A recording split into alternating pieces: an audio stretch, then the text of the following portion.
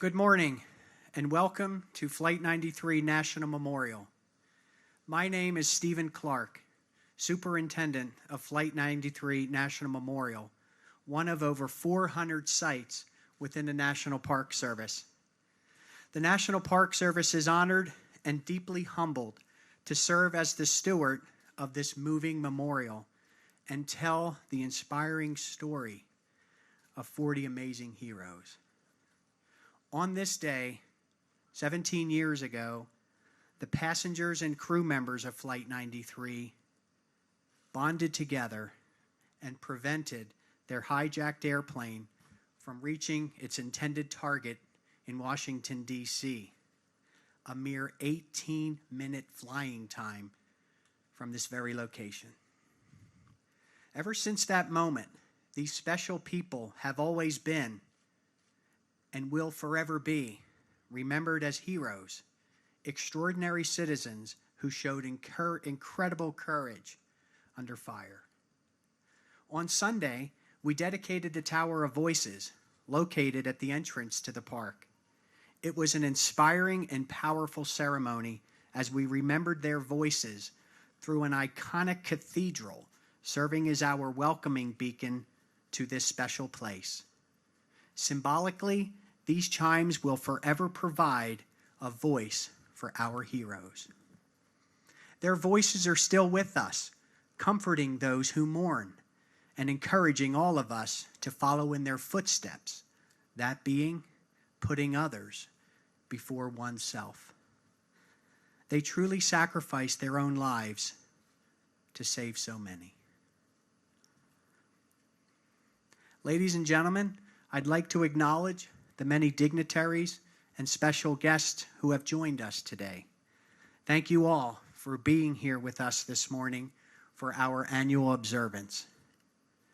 I extend a special thank you to the many volunteers and ambassadors of Flight 93 who tell this story to our park visitors to better understand this incredible journey, this incredible story of what occurred aboard Flight 93. I'd also like to recognize Captain Stuart Batachansky and his entire crew there at the USS Somerset and all members of our military, those who have served and those who are currently serving this great nation, both here at home and around the world.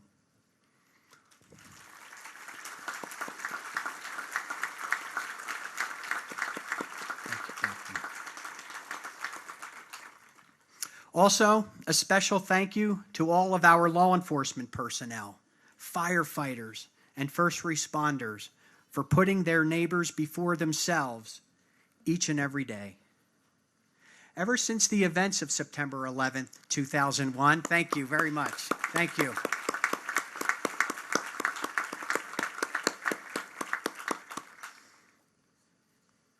Ever since the events of September 11th, 2001, our local communities have provided tremendous and unwavering support to the development of this memorial. For that, we are eternally grateful. And of course, we welcome and thank the families of Flight 93 for being with us today as we honor the memories of your loved ones.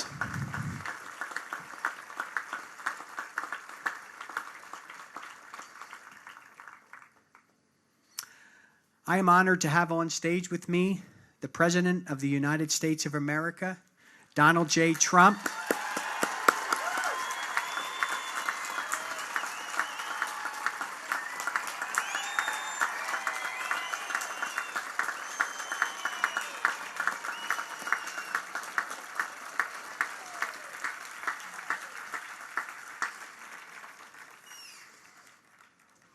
First Lady Melania Trump.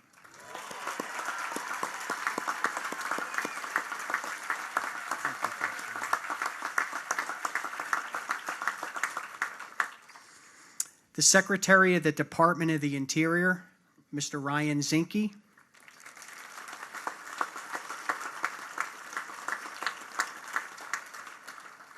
The Governor of this great Commonwealth of Pennsylvania, Mr. Tom Wolf.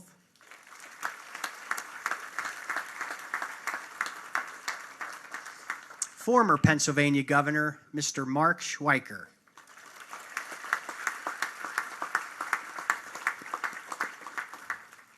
The President of the Families of Flight 93, Mr. Gordon Felt.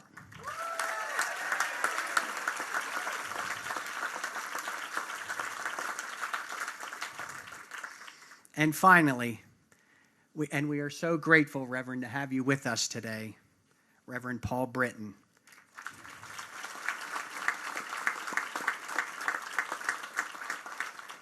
Reverend Britton is the brother of Marion Britton, a passenger aboard Flight 93. At this time, would you all please stand as you are able for the national anthem performed today by the United States Navy Band Brass Quintet. I ask that you please remain standing as Reverend Britton leads us in the invocation, followed by a moment of silence.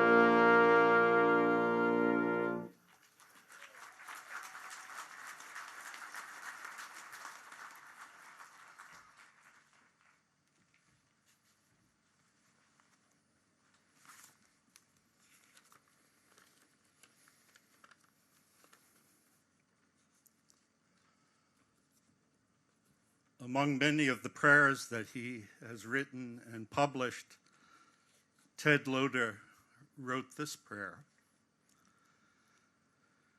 Empower me to be a bold participant rather than a timid saint in waiting. Help me not to wait in the difficulty of ordinariness, to exercise the authority of honesty rather than to defer to power or deceive to get it, to influence someone for justice rather than impress anyone for gain, and by grace to find treasures of joy, of friendship, of peace, hidden in the fields of daily life, the fields you give me to plow. Joshua, taking the people into a new land, was given a command 3 times. Be strong and of good courage. Be strong and very courageous. Do not be afraid.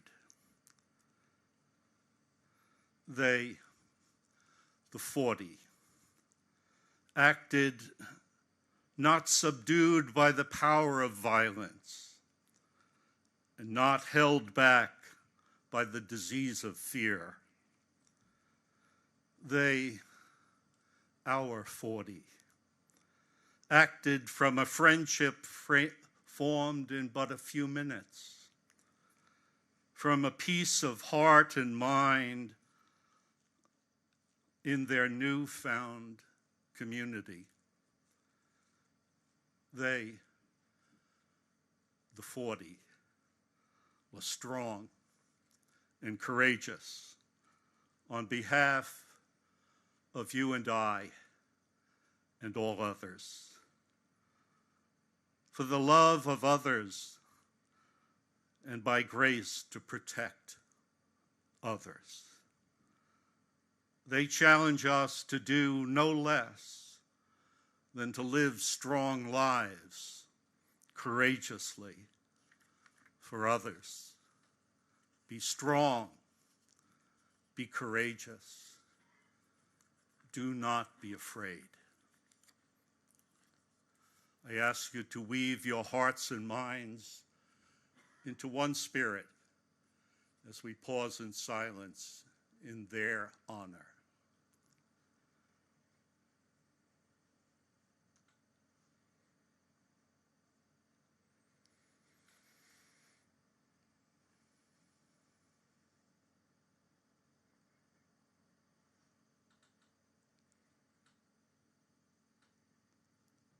Amen and amen.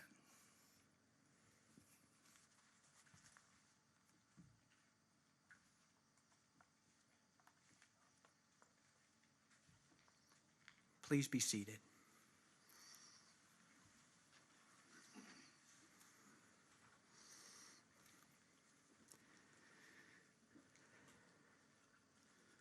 On this day, at this very special time, Flight 93 National Memorial's architect, Mr. Paul Murdoch, will lead the reading of the names of the passengers and crew members of Flight 93. Mr. Murdoch will be joined by family members reading the names of their loved ones. For each name, Mr. Bill Anders and Sharon Custer, who proudly served as Flight 93 ambassadors, will ring the bells of remembrance.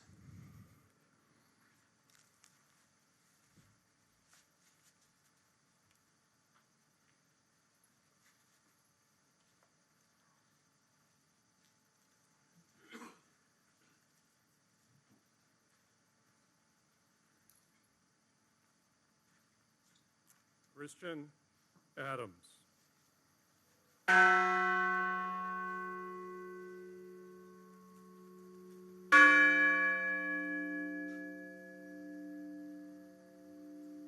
Lorraine G.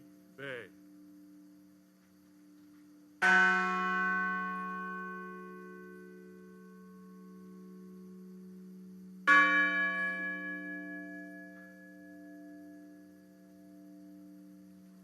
Todd M. Beamer.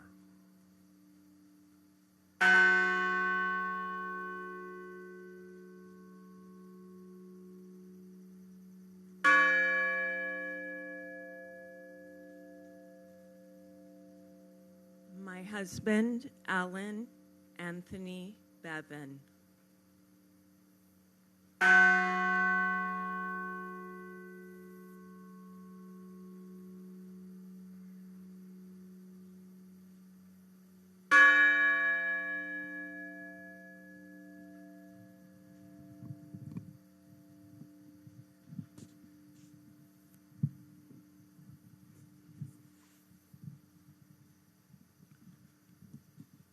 My son, with love, Gerald Warren Bingham, and I loved him very much. Thank you.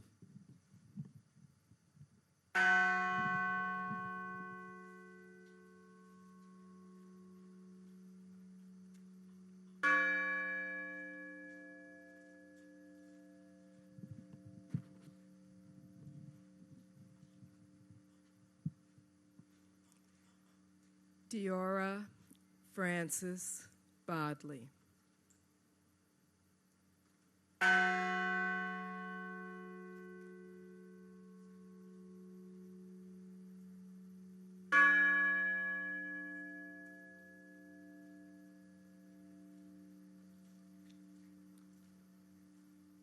Sandy Waugh Bradshaw.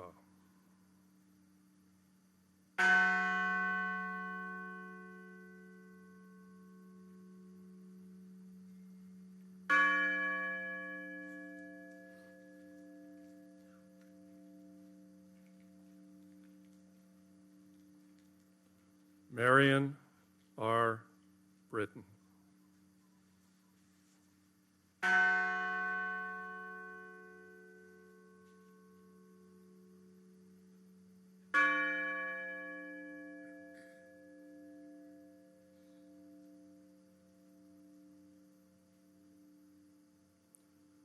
Thomas E. Burnett, Jr.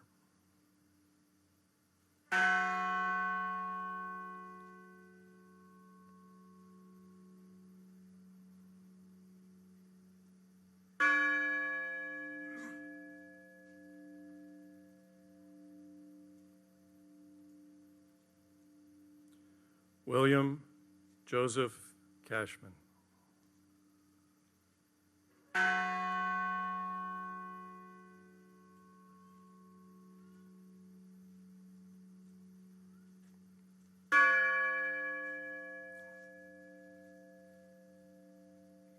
My sister, Georgine Rose Corrigan.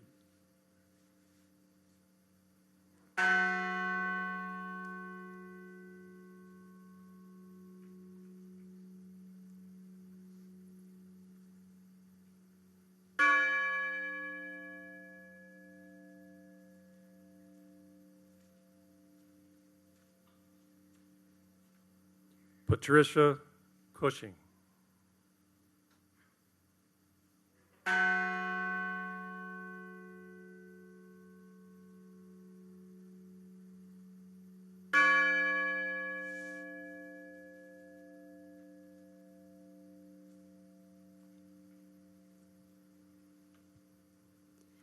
Beloved son, father, brother, and cousin, Captain Jason M. Dahl.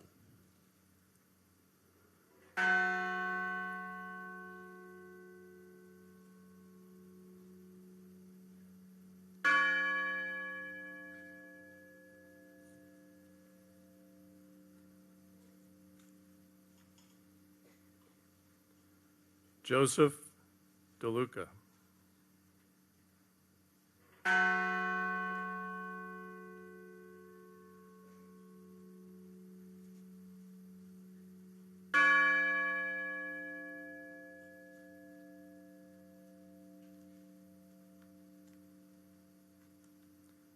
Patrick Joseph Driscoll.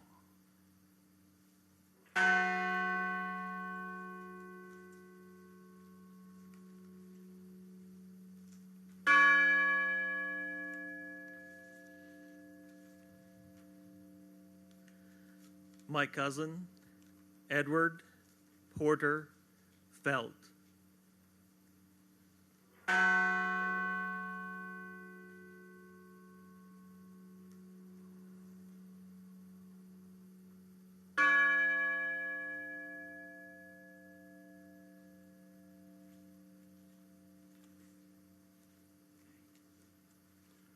Jane C. Folger.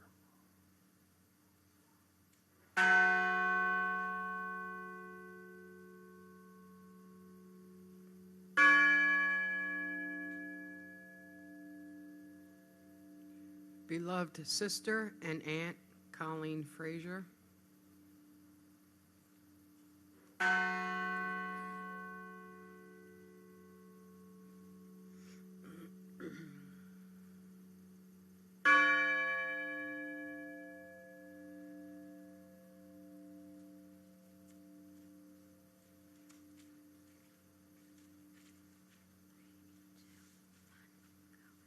Our grandpa, Andrew Sonny Garcia.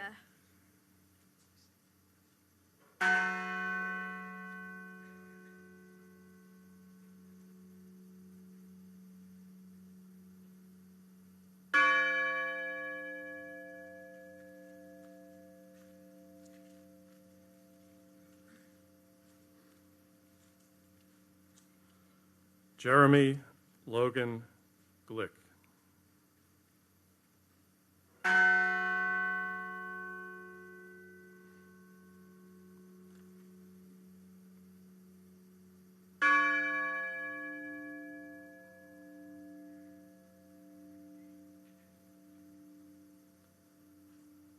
Kristen Osterholm White Gould.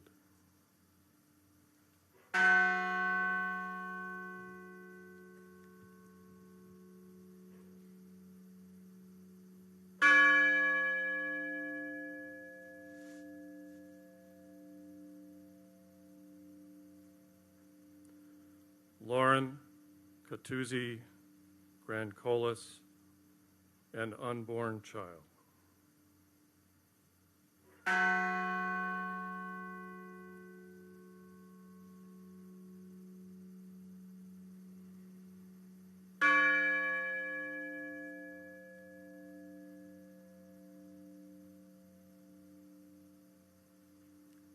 My best friend and sister, Wanda Anita Green.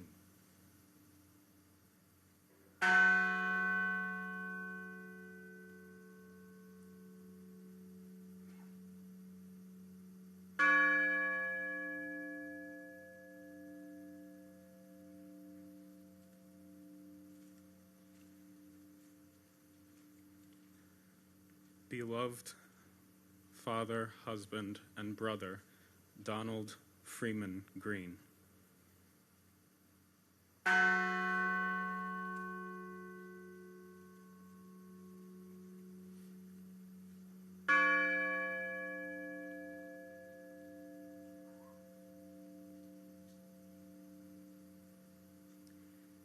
My sister, Linda Christine Gronlund.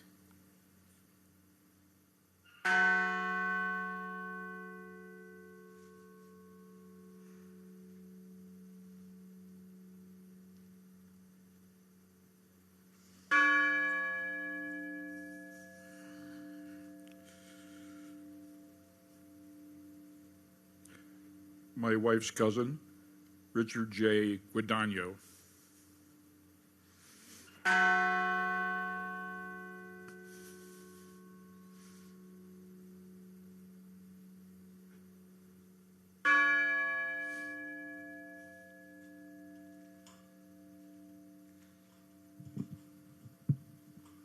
My cousin, First Officer Leroy Homer.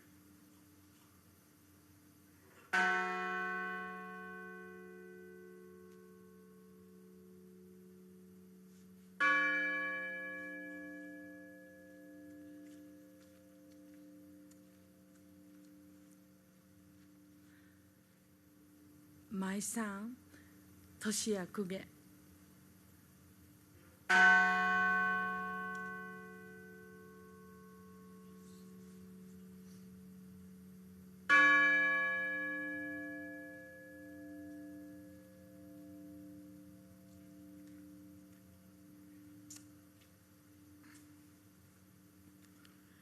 In memory of Carrie, I present the name of our daughter, who was a very loving mother to Jerome and Javon, a very loving sister to Tony and William, flight attendant, Cece Ross Lyles.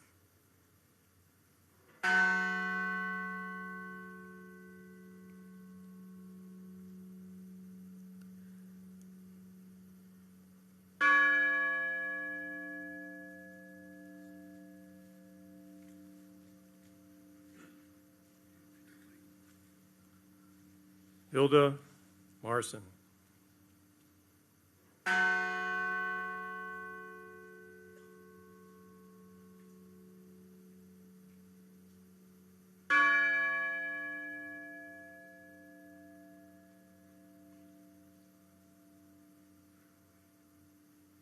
Waleska Martinez.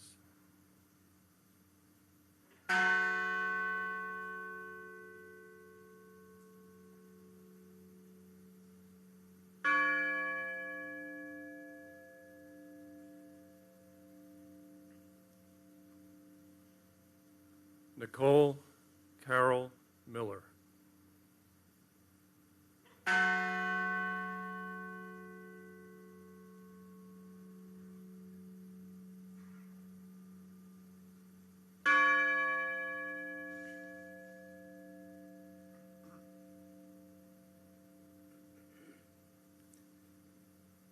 all of our brother, Louis Joey Nackey II.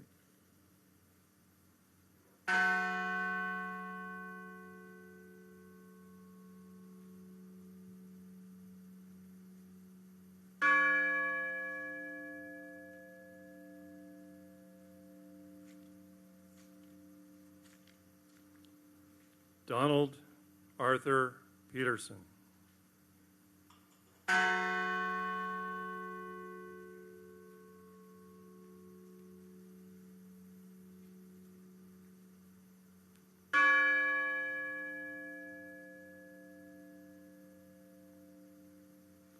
Jean Hoadley Peterson.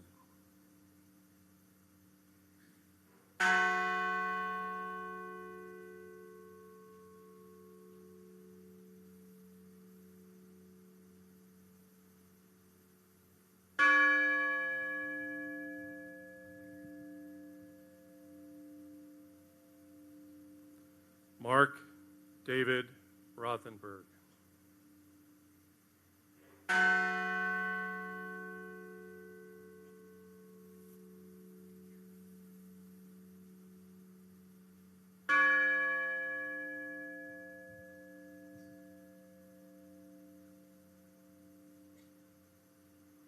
Christine Ann Snyder.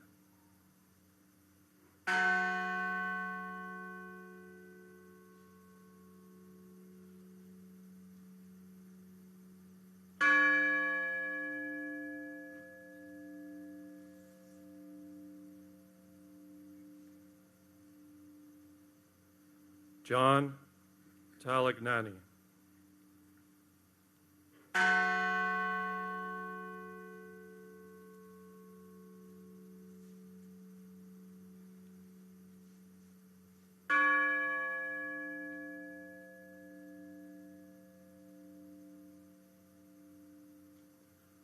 Honor Elizabeth Wainio.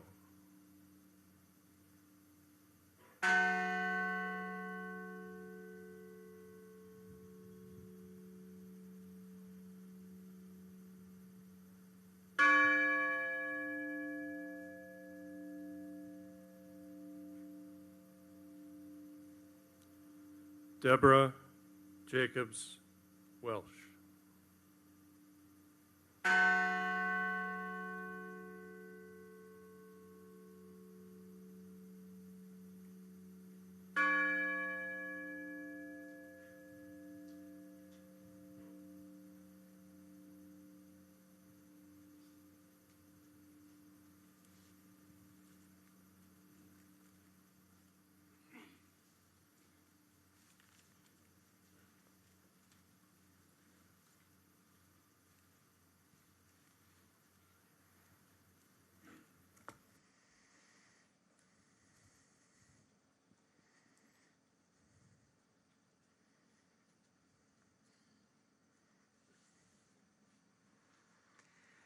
Thank you to all of the family members and to Mr. Paul Murdoch for assisting us with this very special tradition of the observance ceremony. We also thank Bill Anders and Sharon Custer for their part in ringing the bells of remembrance. In November of 1863, at the dedication of a new national cemetery in Gettysburg, Pennsylvania, not all that far from this very place, President Abraham Lincoln delivered the Gettysburg Address. Referring to the bravery of the soldiers in the Battle of Gettysburg, President Lincoln stated, "The world will little note nor long remember what we say here, but it can never forget what they did here." Those very same words could be said here at Flight 93 National Memorial. For when the passengers and crew members of Flight 93 learned that other planes had been used to strike the World Trade Center buildings and then the Pentagon, they voted to take action, refusing to let their airplane be used to inflict more damage upon this nation. In the process, they sacrificed their very own lives to save so many. Visitors who come to this memorial not only learn of the brave actions of those on board, but are inspired by them. Although they are missed by so many, they will never be forgotten. At this time, I'd like to introduce Pennsylvania Governor Tom Wolf. Governor Wolf was sworn in as the 47th governor of the great Commonwealth of Pennsylvania on January 20th, 2015. Following in the footsteps of Pennsylvania's governors during and after the events of September 11th, Governor Wolf has been a staunch supporter of this memorial. Ladies and gentlemen, please welcome Governor Tom Wolf.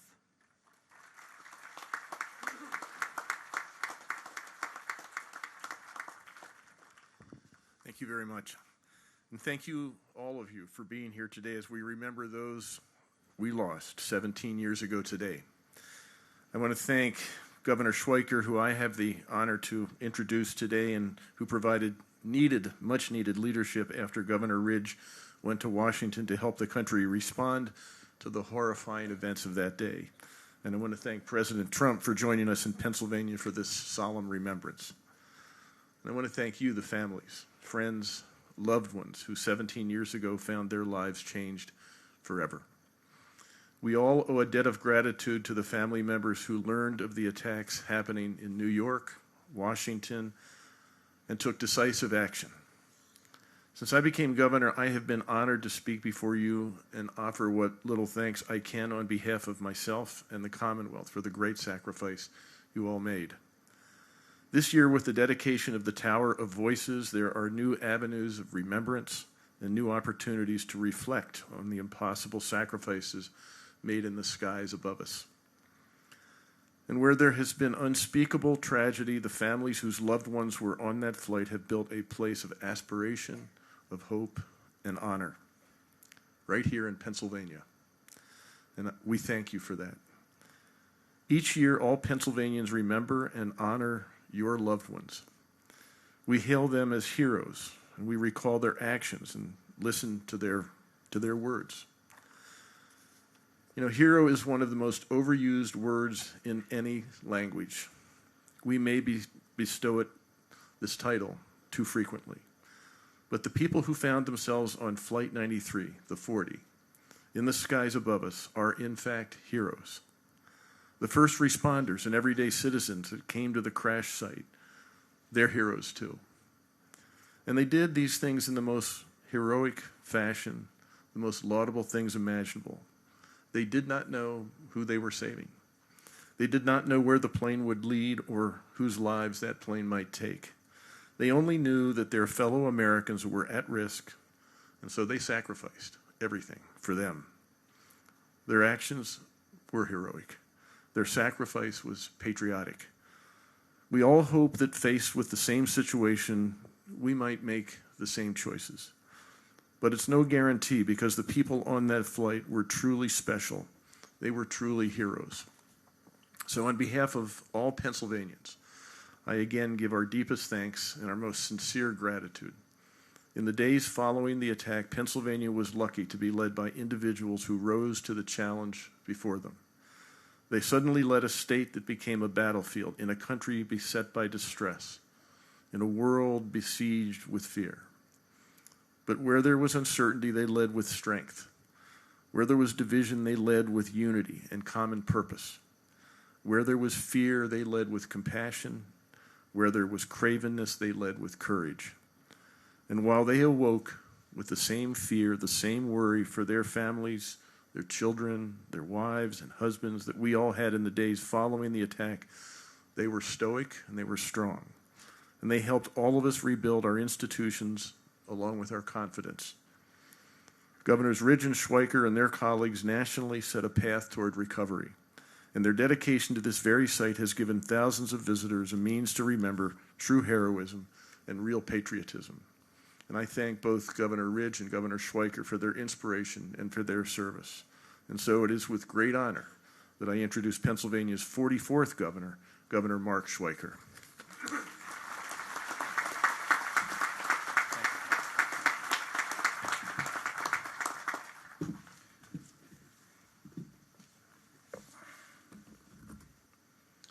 Thank you, Governor Wolf. And thanks as well to the partnership and the families. Gordy, thank you so much for the privilege on such sacred ground to offer what I consider to be important reflections. Mr. President,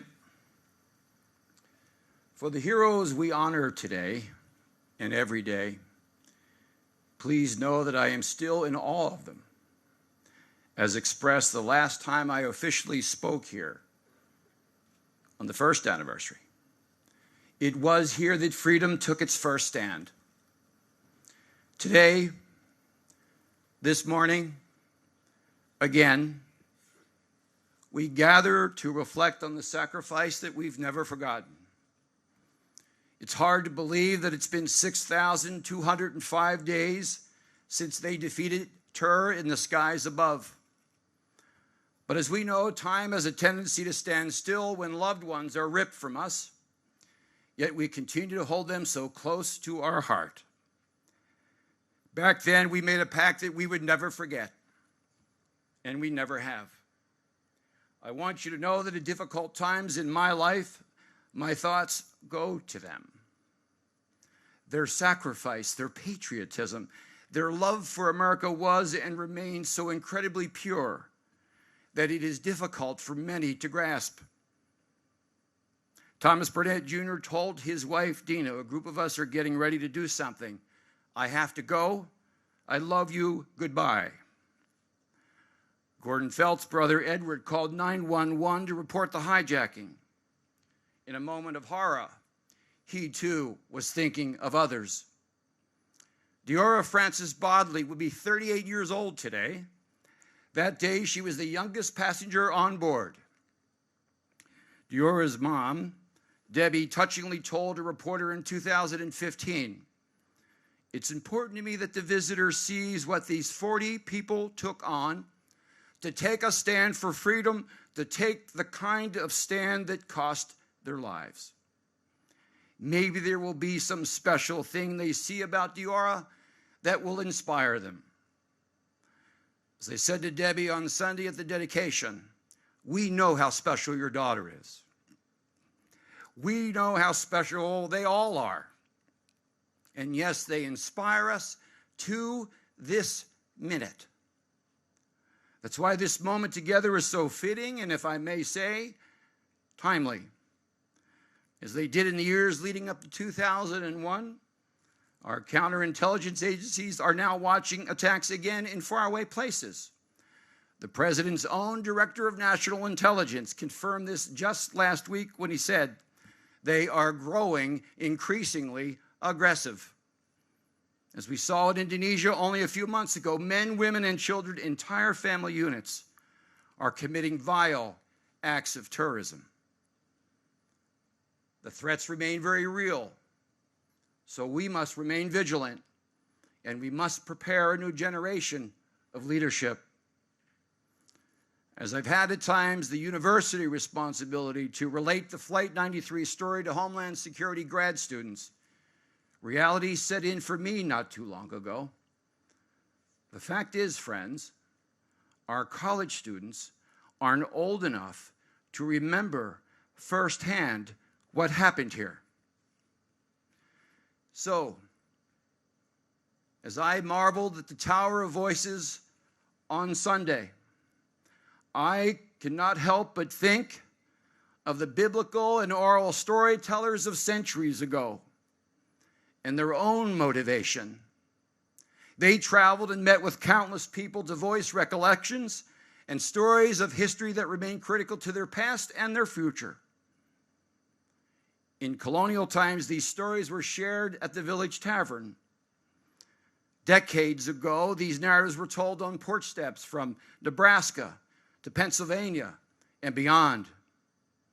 Their job, often self-chosen, was to ensure people did not forget the events that shaped their lives and cultures.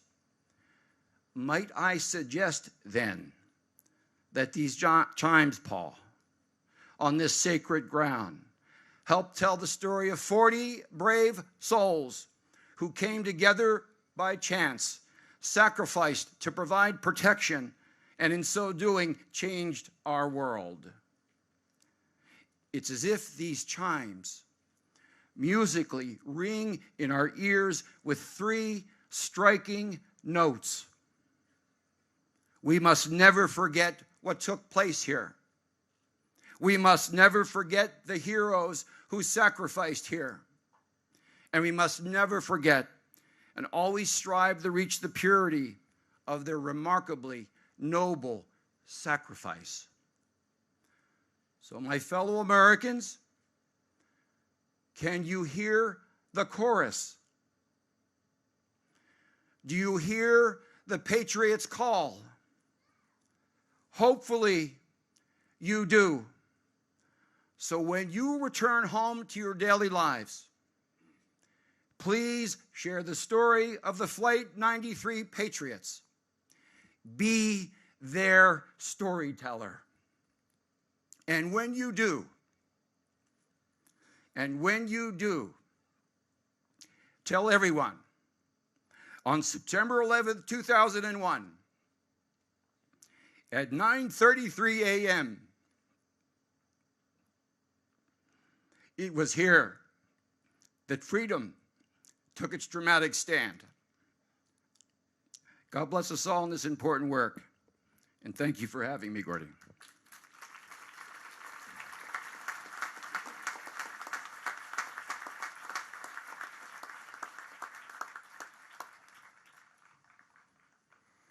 Thank you, Governor Wolf, Governor Schweiker, for your very powerful and heartening words.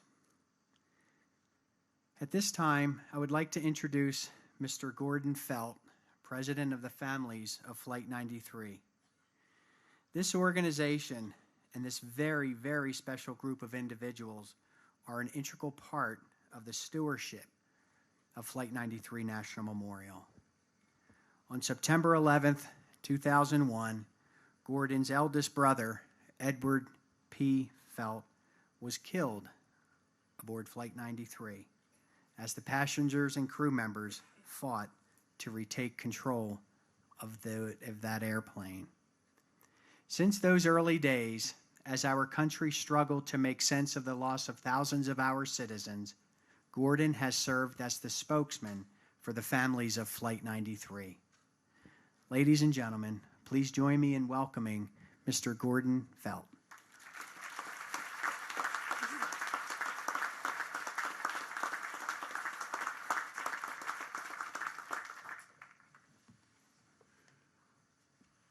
Mr. President, Mrs. Trump, Governor Wolf, Governor Schweiker, Secretary Zinke, Senator and Mrs. Casey, Congressman Schuster, Rothfuss, and Barletta, captain and crew of the USS Somerset, distinguished guests, those that serve our nation through their work with the National Park Service, National Park Foundation, Flight 93 National Memorial Ambassadors, friends of Flight 93, visitors, and dearest to my heart, families of Flight 93. I welcome you to our annual service to honor the 40 extraordinary heroes of United Flight 93.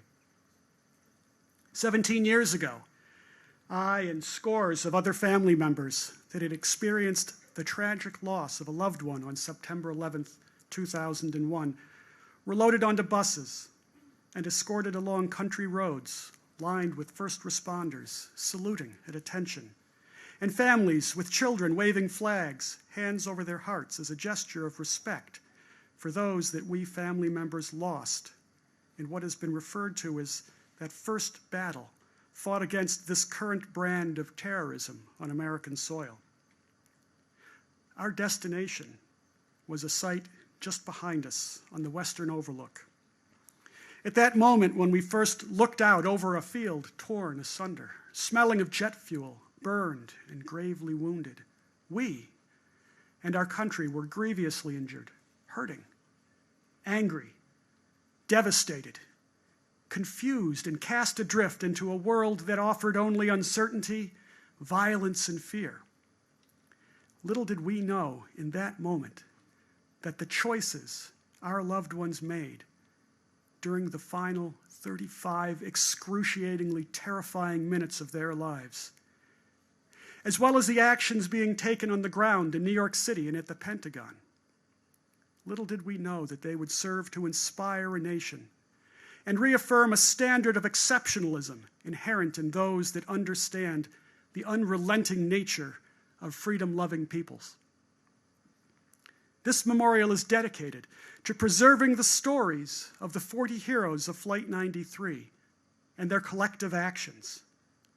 Our newly dedicated Tower of Voices stands at the entrance of this great memorial, defiantly, reminding us of how 40 strangers came together, planned, prayed, voted, and chose to fight, foiling one prong of a terrorist attack against our country 5 years in the making. They were not passive. They did not sit back and let events unfold before them. They did not cower. Because of their actions, further loss of life was averted, and the preeminent symbol of our democracy was preserved. This Flight 93 National Memorial was designed to not only honor their memory and enshrine the history of September 11th, 2001 for future generations, but to also inspire those that take time to bear witness to their sacrifice. 35 minutes, a fraction of an hour, a lifetime to our loved ones. 35 minutes during which a choice was made, the course of history was changed, and a more devastating impact of the terrorist attack against our country was averted. I'm often asked what, if anything, can we learn from the events of September 11th? It's a complex question and one that could provoke hour upon hour of discussion, leading to many tangential responses. However, I firmly believe that the heroes of Flight 93 set a standard, reminding us what we instinctually know to be true, but all too often neglect to realize. The diverse individuals aboard Flight 93 the morning of September 11th, 2001, could easily have been any one of us. They ranged in age, from the unborn to those enjoying retirement, from varying backgrounds, professions, ethnicities, countries, and religions, whose diversity clearly added significant value to the choice that they made.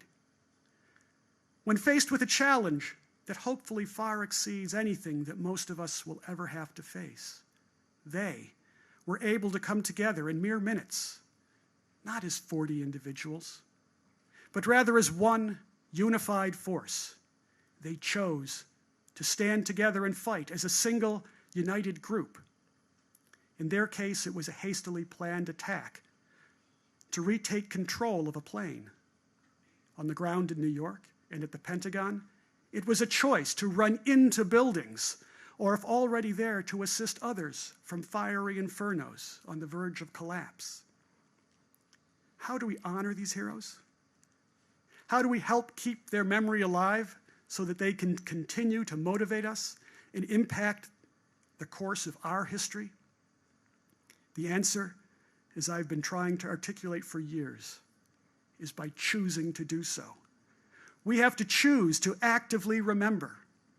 There should never be a time when we willingly sit back and opt to remain idle when evil threatens our freedom.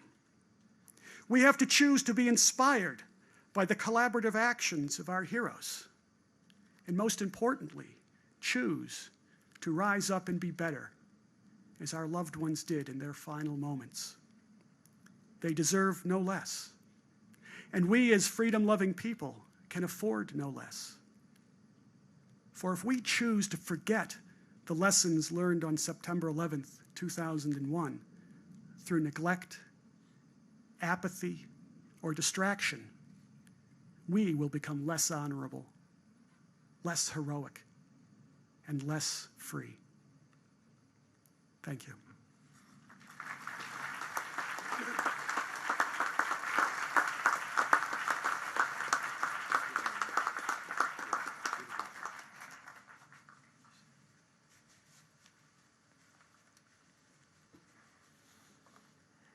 Thank you, Gordy. I'm truly honored to call you my friend. Now I would like to introduce the United States Secretary of the Interior, Ryan Zinke. Secretary Zinke was sworn in as the 52nd Secretary of Interior in March of 2017. He leads an agency with more than 70,000 employees who are stewards of many of our public lands, including wildlife refuges, national parks,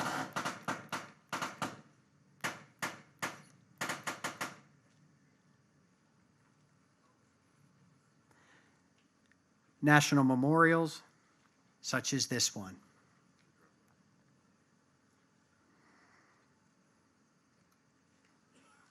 A tremendous individual and truly a steward of our public lands. At this time, ladies and gentlemen, please welcome the United States Secretary of the Interior, Mr. Ryan Zinke.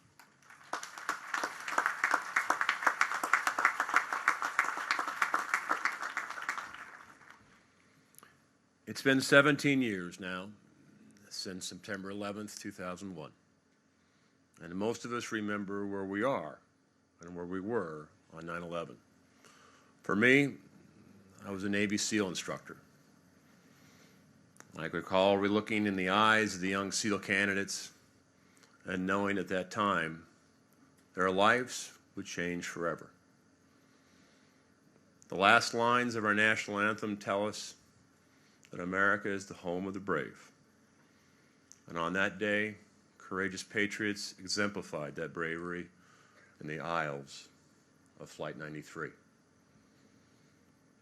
Though it's been 17 years, the pain of their passing remains.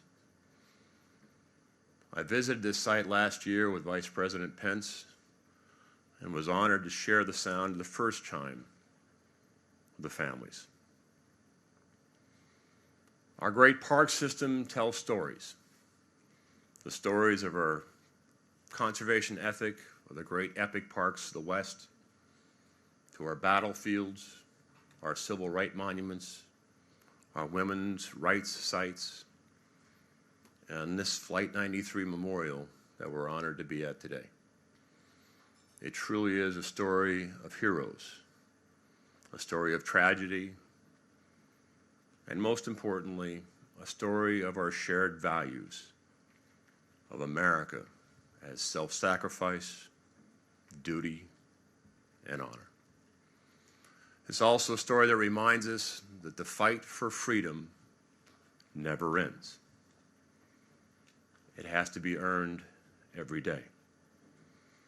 The crew and passengers of Flight 93 gave their lives for this great nation, and their sacrifice shall never be forgotten, neither here in the fields of the great Commonwealth of Pennsylvania or across our great nation.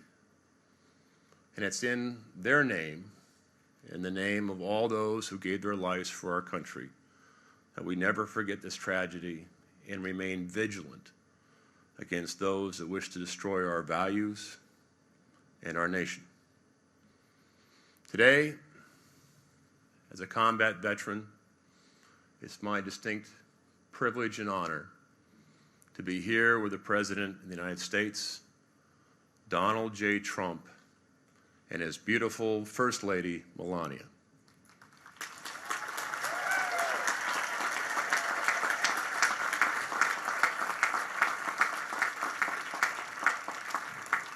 And I would like to thank Donald Trump, President Donald Trump,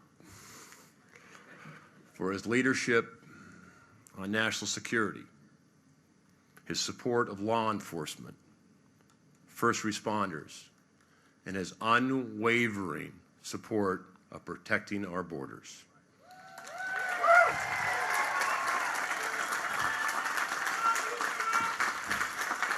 Ladies and gentlemen, please help me welcome our President, Donald J. Trump.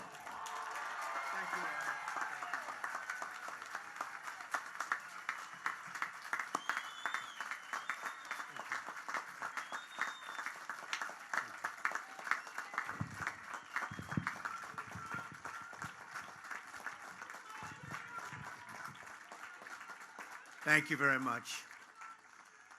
Thank you very much, Ryan. So beautiful. We're gathered together on these hallowed grounds to honor the memory of nearly 3,000 souls who were murdered on this day 17 years ago. We're here to pay solemn tribute to the 40 passengers and crew members on Flight 93 who rose up, defied the enemy, took control of their destiny, and changed the course of history. Today we mourn their loss, we share their story, and we commemorate their incredible valor. On September 11th, 2001, a band of brave patriots turned the tide on our nation's enemies and joined the immortal ranks of American heroes. At this memorial on this sacred earth, in the field beyond this wall, and in the skies above our heads, we remember the moment when America fought back. Melania and I are grateful to be joined for today's ceremony by Governor Tom Wolf and Governor Mark Schweiker.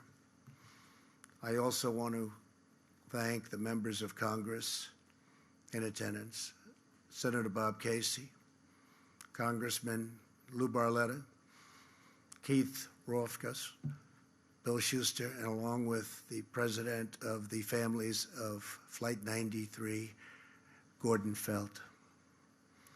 We're also joined by members of the National Park Service, along with firefighters, first responders, and incredible people from law enforcement.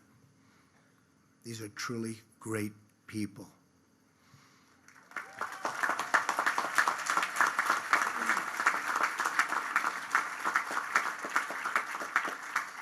Some of you here today answered the call and raced to this field 17 years ago. You fill our hearts with pride, and I want to thank you on behalf of our country. Thank you very much.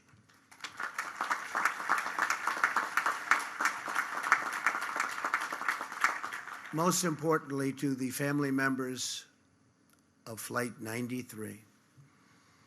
Today, all of America wraps up and joins together. We close our arms to help you shoulder your pain and to carry your great, great sorrow. Your tears are not shed alone, for they are shared grief with an entire nation. We grieve together for every mother and father, sister and brother, son and daughter who was stolen from us at the Twin Towers, the Pentagon, and here in this Pennsylvania field. We honor their sacrifice by pledging to never flinch in the face of evil and to do whatever it takes to keep America safe.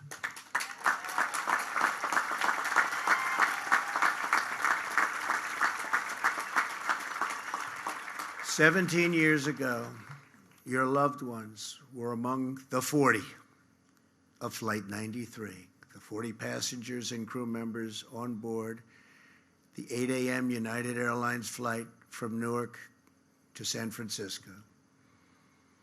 They were men and women from every background. They were young people returning from visiting family, moms and dads on business trips, and friends going and coming from birthdays and weddings.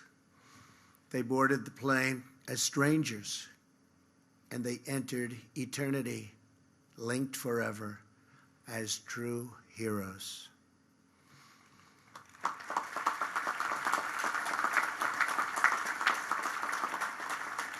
Soon after takeoff, Flight 93 was hijacked by evil men bent on terror and conquest. Passengers and crew members began using their phones to call home. They learned that 2 planes had already crashed into the World Trade Center in New York City.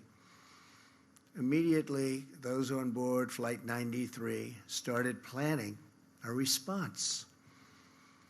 Sandy Bradshaw, a flight attendant, called her husband and told him they were in the back of the plane preparing hot water to throw onto the hijackers.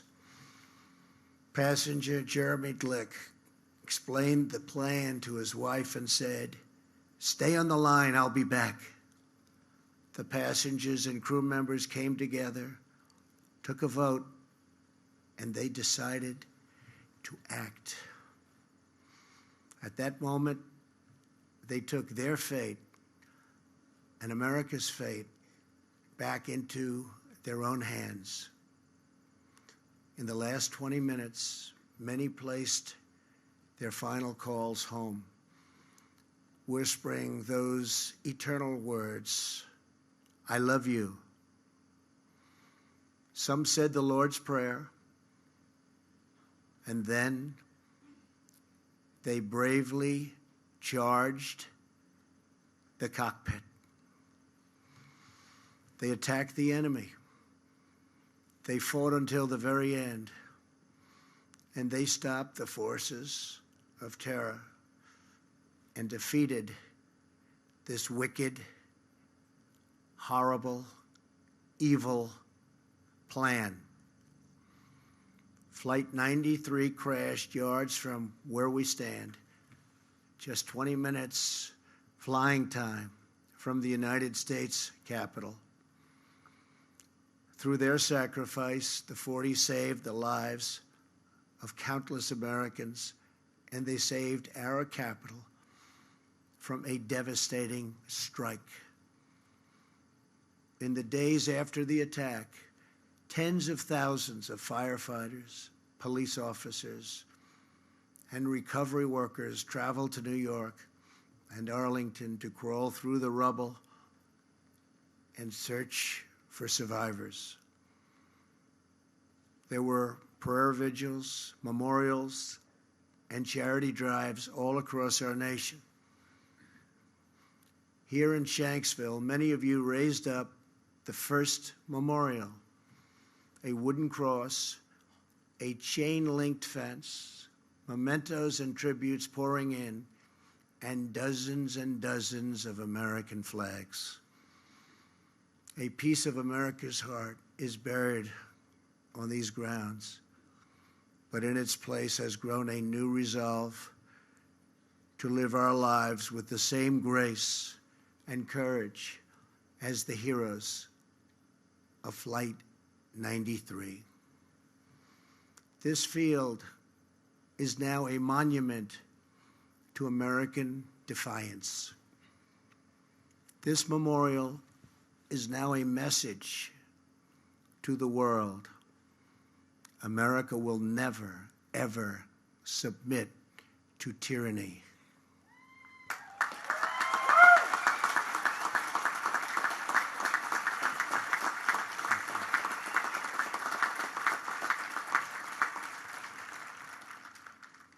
Since September 11th, nearly 5.5 million young Americans have enlisted in the United States Armed Forces.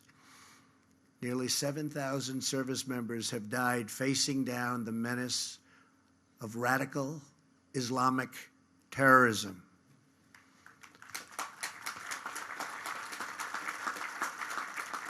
Today, we also think of the more than 200,000 service members now serving overseas.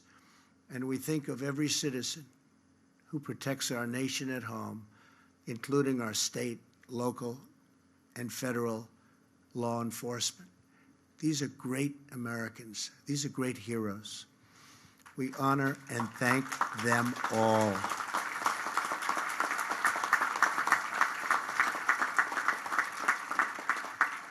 As Commander-in-Chief, I will always do everything in my power to prevent terrorists from striking American soil.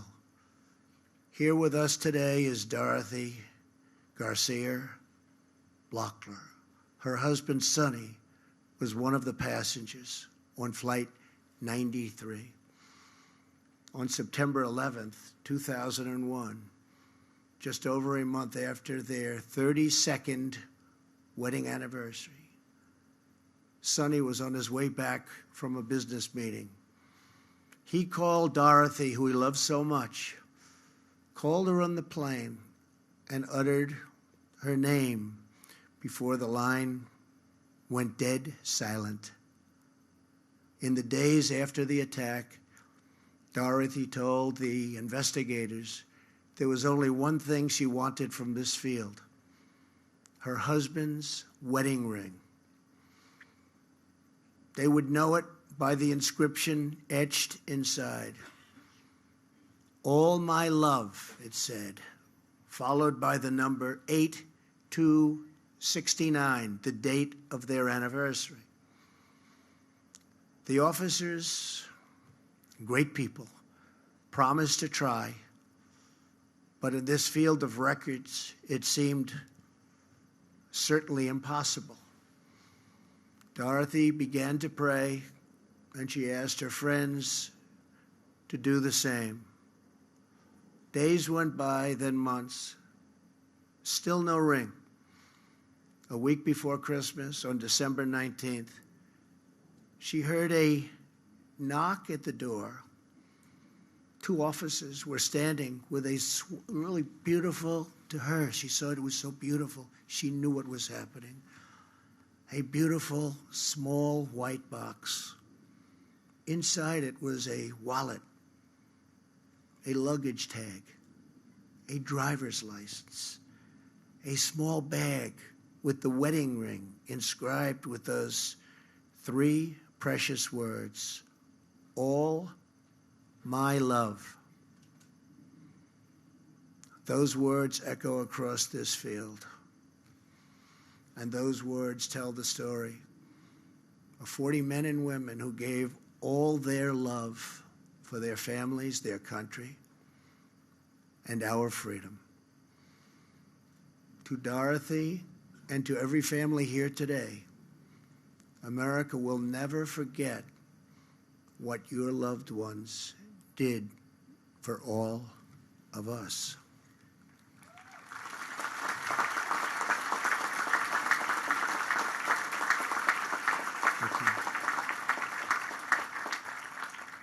Earlier this week, you dedicated the final part of this memorial, the Tower of Voices.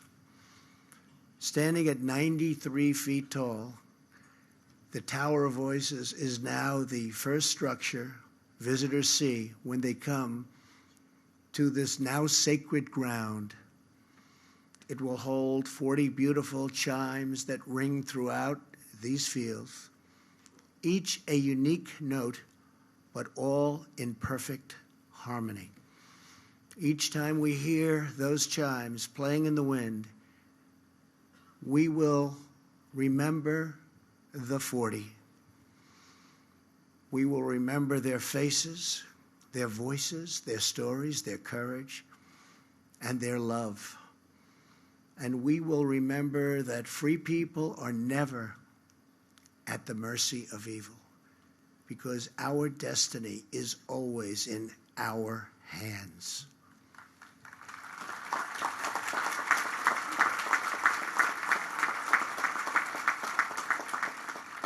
America's future is not written by our enemies.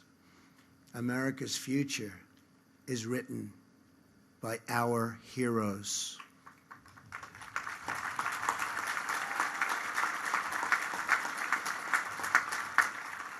As long as this monument stands, as long as this memorial endures, brave patriots will rise up in America's hours of need, and they too will fight back.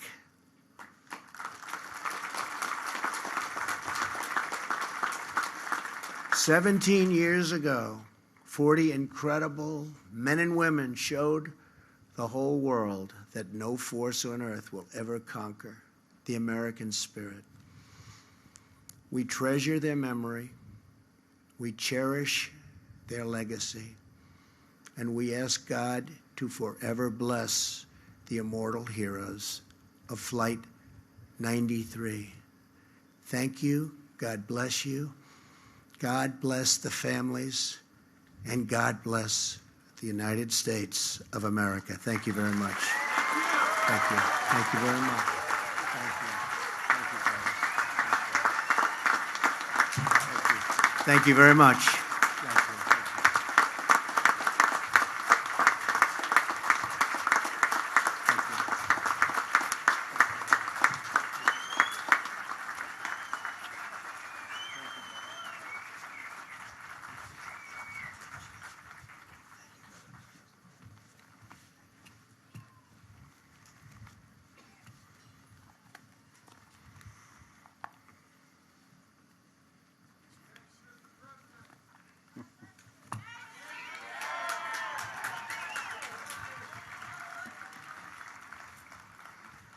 Indeed, Mr. President, thank you so much for those inspiring and moving words. And once again, we are truly honored to have you and the First Lady with us here today.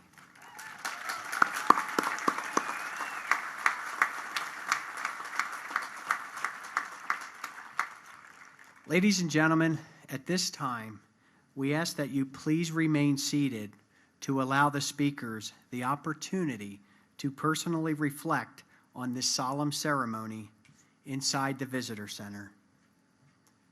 The United States Navy Band Brass Quintet will now share their talents with us as we conclude today's service. So to all of you, to all of the family members of Flight 93, those who are here with us and those who are not, and to everyone watching at home and all over the world, thank you again for taking the time to remember the passengers and crew members of Flight 93 and the nearly 3,000 lives that were lost on this day 17 years ago. Thank you.